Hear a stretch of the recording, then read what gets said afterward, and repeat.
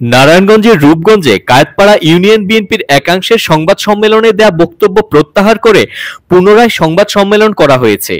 আজ ১৬ মার্চ রবিবার সকালে কায়েতপাড়ার পূর্বগ্রামে দলীয় কার্যালয়ে এ সংবাদ সম্মেলন করেন রূপগঞ্জ উপজেলা যুবদলের যুগ্ম আহ্বায়ক আজিম সরকার।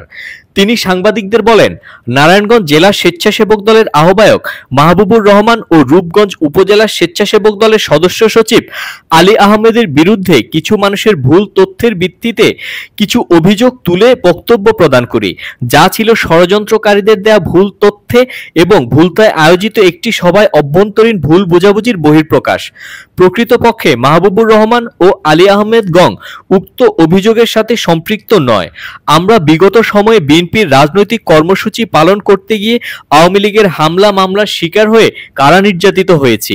এ সময় উপস্থিত ছিলেন জেলা ছাত্রদলের সাবেক যুগ্ম সম্পাদক ফেরদৌস ফরহাদ, জেলা ছাত্রদলের সদস্য সুমন ব্যাপারী, কায়েতপাড়া ইউনিয়ন বিএনপির যুগ্ম সাধারণ সম্পাদক ইয়াকুব আলী, বিএনপি নেতা খন্দকার ফারুক হোসেন নয়ন, কায়েতপাড়া ইউনিয়ন যুবদলের সাবেক যুগ্ম আহ্বায়ক খায়রুল হোসেন, ইউনিয়ন ছাত্রদলের সাবেক সভাপতি সোহেল খান, সাবেক সাধারণ সম্পাদক ওমর হোসেন সোহাগ সহ স্থানীয় নেতাকর্মীরা। দৈনিক কর্ণকণ্ঠ, সবার কথা বলে।